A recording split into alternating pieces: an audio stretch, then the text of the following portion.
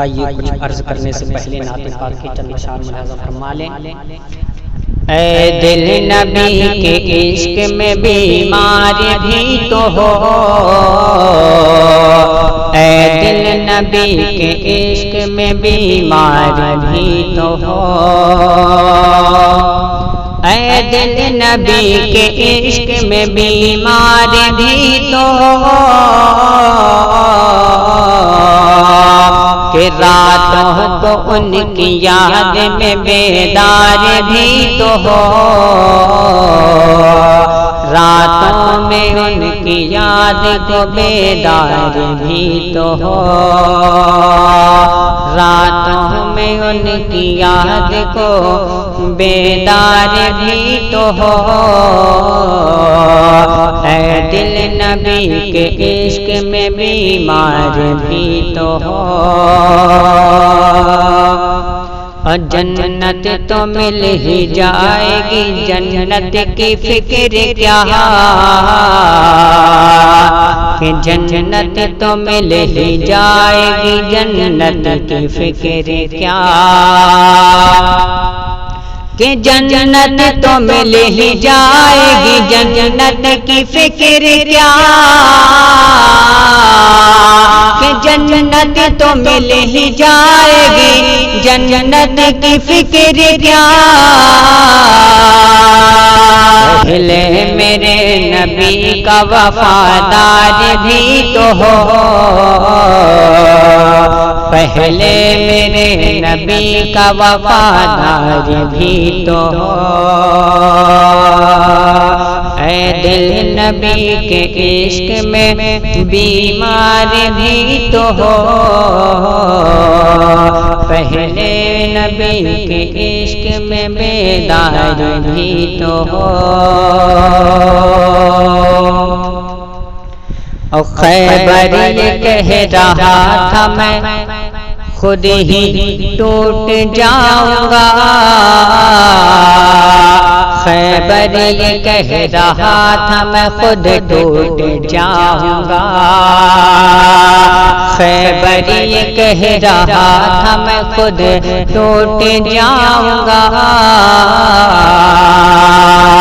خیبر یہ کہہ رہا تھا میں خود ٹوٹ جاؤں گا، خیبر یہ کہہ رہا تھا میں خود ٹوٹ جاؤں گا، خیبر یہ کہہ رہا تھا میں خود ٹوٹ جاؤں گا، ارے سالار کوئی حیدر کرار بھی تو ہو،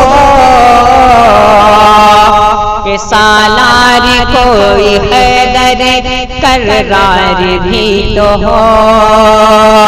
سالار کوئی حیدر کرار بھی تو ہو، سالار کوئی حیدر کرار بھی تو ہو۔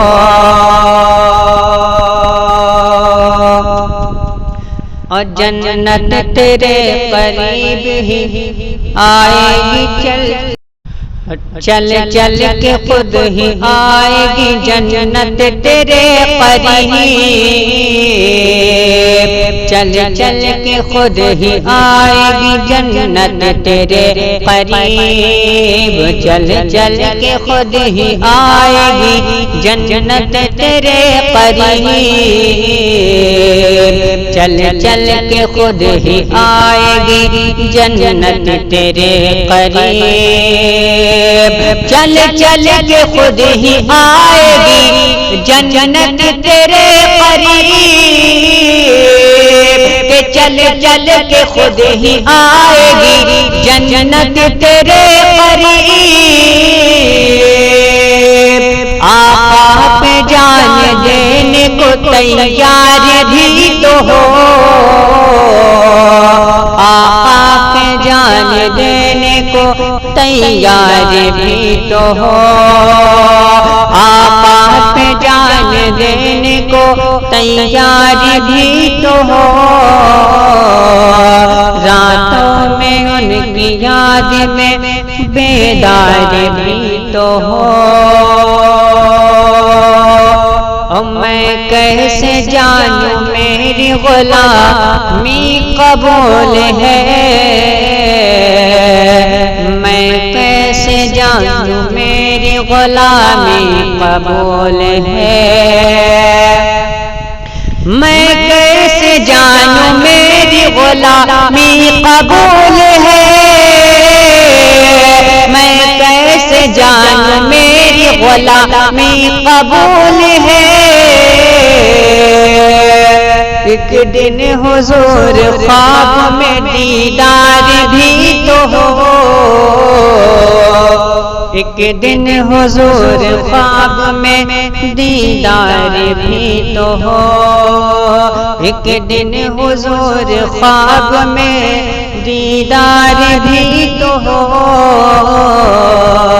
ایک دن حضور خواب میں دیدار بھی تو ہو، راتوں میں ان کی یاد کو بیدار بھی تو ہو، راتوں میں ان کی یاد میں بیدار بھی تو ہو۔ الحمدللہ الحمدللہ الذی ابدع الاخلاق القردین والصلاة والسلام علی من کان نبیا وآدم بین الماء والطین وعلی آلہ واصحابہ اجمعین، اما بعد فاعوذ باللہ من الشیطان الرجیم، بسم اللہ الرحمن الرحیم، ان الصلاة تنہی عن الفحشاء والمنکر، صدق اللہ العظیم، ونحن علی ذلک لمن الشاہدین والشاکرین، والحمد للہ رب العالمین۔ بادہ توحید کے متوالو، شمع رسالت کے پروانوں، غوث و خواجہ کے دیوانوں، اولیاء اکرام کی جانثاروں، آئیے ہم اور آپ سب سے پہلے آقا کائنات جان عالمین انیس الغریبین، مراد المشتقین، شفیع المذنبین، اکرم الاولین افضل الآخرین، طٰہٰ و یاسین رحمۃ للعالمین، جناب احمد مجتبیٰ محمد رسول اللہ کی بارگاہ بے کس پناہ میں درود پاک کا نذرانہ پیش کریں۔ پڑھیے بآواز بلند، اللہ رب محمد صلی اللہ علیہ وسلم، نحن عباد محمد صلی اللہ علیہ وسلم، الصلاۃ والسلام علیک یا رسول اللہ یا نبی اللہ یا حبیب اللہ صلی اللہ تعالی علیہ وسلم۔ اللہ کے حضور میں سر کو جھکا کے دے، اللہ کے حضور میں سر کو جھکا کے دے، ملتا ہے کیا نماز میں سجدے میں جا کے دے، اللہ کے حضور میں سر کو جھکا کے دے، ملتا ہے کیا نماز میں سجدے میں جا کے دے، وہ خوش نصیب ہے جسے منظور ہے نماز، وہ خوش نصیب ہے جسے منظور ہے نماز، مومن کی پاک روح کا ایک نور ہے نماز، مومن کی پاک روح کا ایک نور ہے نماز، شیطان کی پہنچ سے بہت دور ہے نماز، شیطان کی پہنچ سے بہت دور ہے نماز، دل کو خدا کی یاد کا مسکن بنا کے دے، دل کو خدا کی یاد کا مسکن بنا کے دے، برکت ہزار ساتھ میں لاتی ہے یہ نماز، برکت ہزار ساتھ میں لاتی ہے یہ نماز، جلوہ خدا کا ساتھ دکھاتی ہے یہ نماز، جلوہ خدا کا ساتھ دکھاتی ہے یہ نماز، جلوہ خدا کا ساتھ دکھاتی ہے یہ نماز، بندے کو اپنے رب سے ملاتی ہے یہ نماز، ملنا ہے گر خدا سے مصلی بچھا کے دے، ملنا ہے گر خدا سے مصلی بچھا کے دے، منکر نکیر قبر میں پوچھیں گے جب حساب، منکر نکیر قبر میں پوچھیں گے جب حساب، دے گی نماز خود ہی نمازی کا ہر جواب، دے گی نماز خود ہی نمازی کا ہر جواب، مٹ جائے گا نماز سے قبر کا عذاب، مٹ جائے گا نماز سے سب قبر کا عذاب، اس وقت اہل دین سے لوٹو لگا کے دیکھ، اس وقت اہل دین سے لوٹو لگا کے دیکھ، اللہ کے حضور میں سر کو جھکا کے دیکھ۔ حضرات گرامی، اسلام کی بنیاد 5 چیزوں پر ہے، یعنی ارکان اسلام جو ہیں وہ 5 ہیں۔ نمبر 1 ایمان، نمبر 2 نماز، نمبر 3 روزہ، نمبر 4 حج، نمبر 5 زکات، اور ان عبادتوں کا دار و مدار ایمان ہے۔ بغیر ایمان کے کوئی بھی عبادت بارگاہ الہی میں مقبول اور محبوب نہیں ہو سکتی ہے۔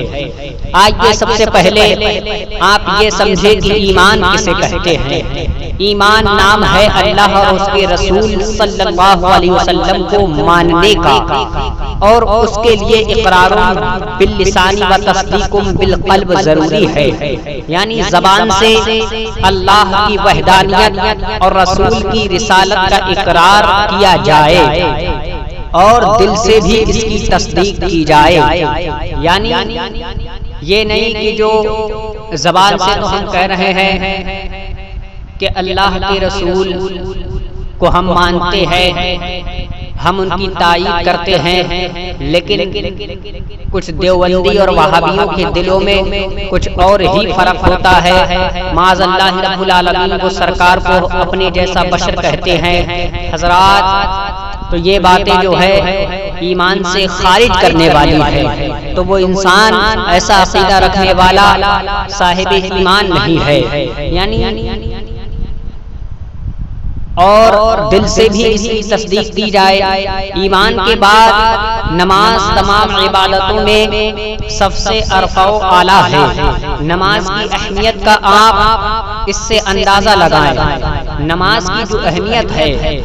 اس سے اندازہ لگائیں کہ پروردگار عالم نے قرآن مقدس میں مختلف مقامات پر اس کا ذکر فرمایا۔ کہیں ارشاد فرماتا ہے وَأَقِيمُوا الصَّلَاةَ وَآتُوا الزَّكَاةَ، یعنی نماز قائم کرو اور زکات دو، اور ارشاد فرماتا ہے حافظوا علی الصلوات والصلاة الوسطى وقوموا للہ قانتین، یعنی نمازوں کی محافظت کرو، خصوصاً درمیان والی نماز یعنی نماز عصر کی، اور اللہ کی بارگاہ میں ادب سے کھڑے رہو۔ کہیں ارشاد فرمایا ان الصلاۃ تنہا عن الفحشاء والمنکر، بے شک نماز تمام بے حیائی اور بری باتوں سے روک دیتی ہے۔ یعنی جب ہم نماز پڑھیں گے، بارگاہ رب العزت میں کھڑے ہوں گے، اللہ سے لو لگائیں گے، پانچوں ٹائم کی نماز کی پابندی کریں گے، تو قرآن یہ ارشاد فرماتا ہے کہ بے شک جو نمازی ہے وہ تمام بری باتوں سے اور بے حیائی سے محفوظ رہتا ہے۔ اور کہیں حکم ہوا یا ایھا الذین آمنوا استعینوا بالصبر والصلاۃ، اے ایمان والو صبر اور نماز سے مدد چاہو۔ کہیں حکم ہوا وَأَمُرْ أَهْلَكَ بِالصَّلَاةِ وَاصْطَبِرْ عَلَيْهَا، اپنے گھر والوں کو نماز کا حکم دیجیے اور خود بھی اس کا اہتمام کرتے رہیے۔ بہت سی احادیث کریمہ میں نماز کا ذکر آیا ہے۔ حضرات، نماز ایک ایسی عبادت ہے جو کسی حال میں معاف نہیں ہے۔ نماز ایک ایسی عبادت ہے جو کسی بھی حال میں معاف نہیں ہے۔ اگر بندہ مومن بیمار ہے تب بھی اس پر نماز معاف نہیں ہے۔ اگر بندہ مومن بستر علالت پہ ہے، اٹھنے کی طاقت نہیں رکھتا، تب اللہ رب العزت فرماتا ہے کہ وہ اشارے کے ساتھ نماز ادا کرے۔ حضرات، نماز کی بہت تائید آئی ہے۔ آئیے ایک حدیث پاک ملاحظہ فرمائے۔ رسول اللہ صلی اللہ علیہ وسلم نے فرمایا اپنی اولاد کو نماز کا حکم دو جبکہ وہ 7 سال کے ہو جائیں، اور انہیں نماز کے لیے مارو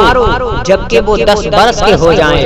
اور بستروں میں انہیں الگ لٹاؤ۔ حالانکہ نماز فرض ہونے کے لیے 3 چیزوں کا ہونا لازم ہے، ضروری ہے۔ وہ 3 چیزیں یہ ہیں کہ مسلمان ہونا، اور نمبر 2 عاقل ہونا، نمبر 3 بالغ ہونا۔ یعنی نمبر 1 جو ہے وہ یہ ہے کہ مسلمان ہونا، اور نمبر 2 عاقل ہونا، بالغ ہونا۔ یعنی جو مسلمان نہیں ہے، جو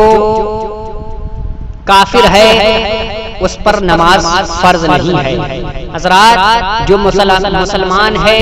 صاحب ایمان ہے، نماز اسی پر فرض ہے۔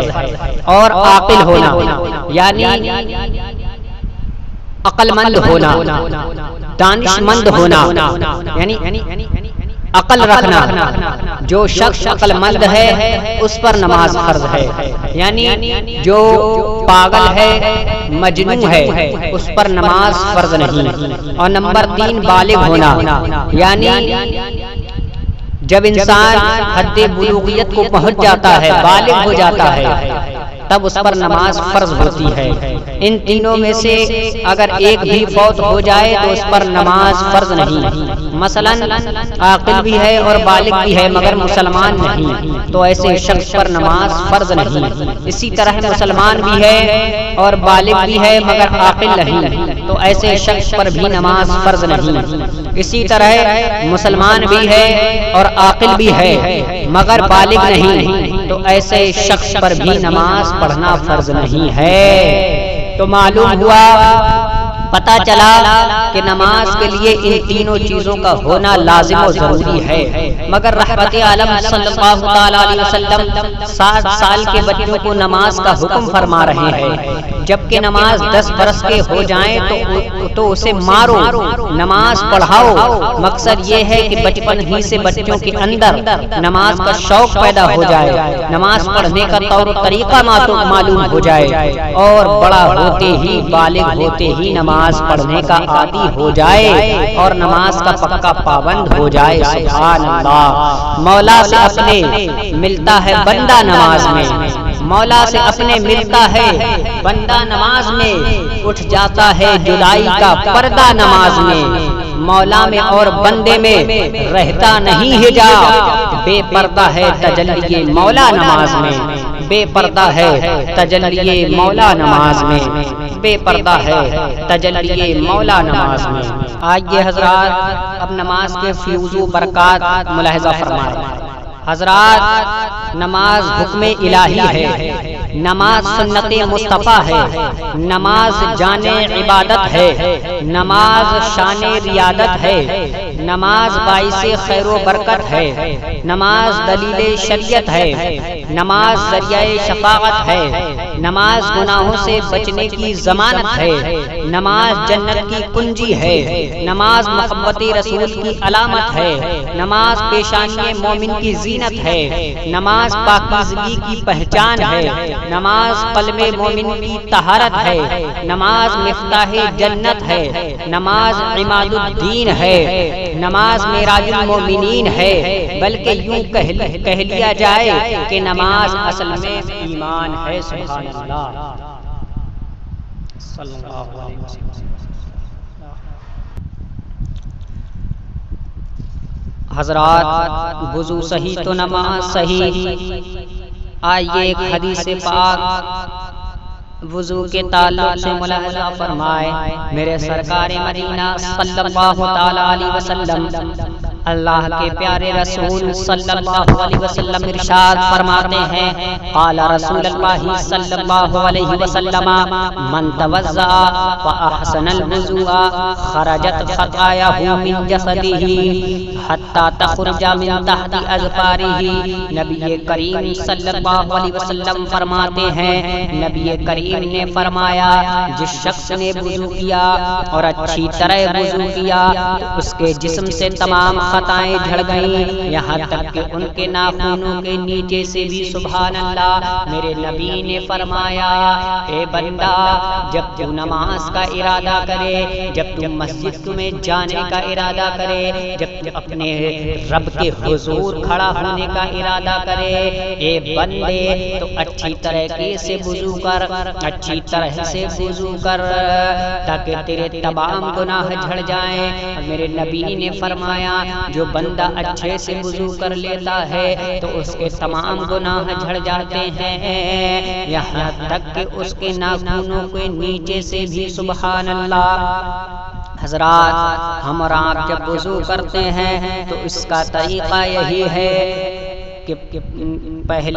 پہلے ہاتھ دھوتے ہیں اپنے گٹوں سمیت، پھر کلی کرتے ہیں، پھر ناک میں پانی چڑھاتے ہیں اور پورے چہرے کو بال نکلنے کی جگہ سے لے کر تھوڑی کے نیچے تک اور ایک کان کی لو سے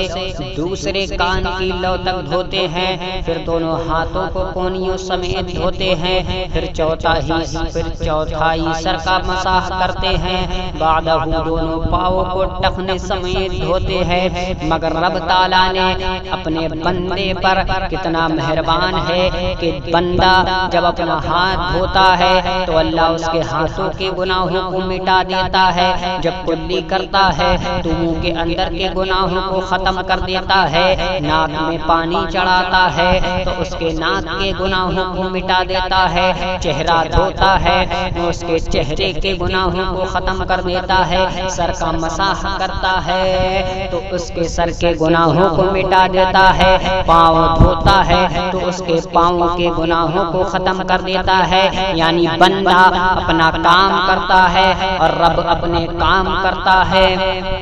بندہ اعضائے وضو کو پانی سے دھوتا ہے اور اللہ تعالیٰ اس کے جسم سے گناہوں کو بارش کی رحمت سے دھو دیتا ہے۔ سبحان اللہ۔ آج ایک حدیث پاک اور ملاحظہ فرمائے، میرے سرکار مدینہ صلی اللہ تعالی علیہ وسلم ارشاد فرماتے ہیں، اے بندہ مومن، جب وضو سے فارغ ہونے کے بعد ایک دعا پڑھی جاتی ہے جس کی حدیث پاک میں بڑی فضیلت آئی ہے، سماعت فرمائیے۔ ترمذی شریف کی حدیث ہے، میرے آقا صلی اللہ علیہ وسلم حضرت ابن عمر خطاب رضی اللہ تعالیٰ عنہ فرماتے ہیں کہ رسول اکرم صلی اللہ علیہ وسلم نے فرمایا، جس شخص نے اچھی طرح وضو کیا پھر کلمہ شہادت پڑھا، یعنی کہا کہ میں گواہی دیتا ہوں کہ اللہ کے سوا کوئی معبود نہیں ہے، اللہ ایک ہے، اس کا کوئی شریک نہیں ہے، اور میں گواہی دیتا ہوں کہ محمد صلی اللہ علیہ وسلم اللہ کے بندے اور اس کے رسول ہیں، پھر بارگاہ رب میں یہ دعا مانگے، اے اللہ مجھے خوب خوب توبہ کرنے والے اور خوب خوب پاک رہنے والوں میں سے بنا دے، تو اس کے لیے جنت کے 8 دروازے کھول دیے جاتے ہیں۔ سبحان اللہ۔ جس دروازے سے چاہے جنت میں داخل ہو جائے۔ میرے دینی بھائیوں، میری ملت کے نوجوانوں، آج سے پختہ ارادہ کر لو کہ ہم جب بھی وضو کریں گے فرمان مصطفیٰ کے مطابق وضو کریں گے، سنت مصطفیٰ کے مطابق وضو کریں گے، ہم وضو بھی کریں گے اور بارگاہ الہی میں توبہ کرنے کی التجا بھی کریں گے، وضو بھی کریں گے اور پاکی کی دعا بھی کریں گے۔ اللہ عز و جل کتنا بڑا احسان ہے، اللہ کا کتنا بڑا احسان ہے۔ بندہ اگر اچھی طریقے سے وضو کر لے، پھر کلمہ شہادت اشہد ان لا الہ الا اللہ وحدہ لا شریک لہ واشہد ان محمدا عبدہ ورسولہ پڑھ لے، پھر رب ذوالجلال کی بارگاہ میں یہ دعا مانگ لے، اللہم اجعلنی من التوابین واجعلنی من المتطہرین، تو اس کے لیے جنت کا ایک دروازہ نہیں بلکہ 8 دروازے کھول دیے جاتے ہیں اور بشارت دے دی جاتی ہے، خوشخبری سنا دی جاتی ہے، اے میرے بندے، اے میری جنت میں آ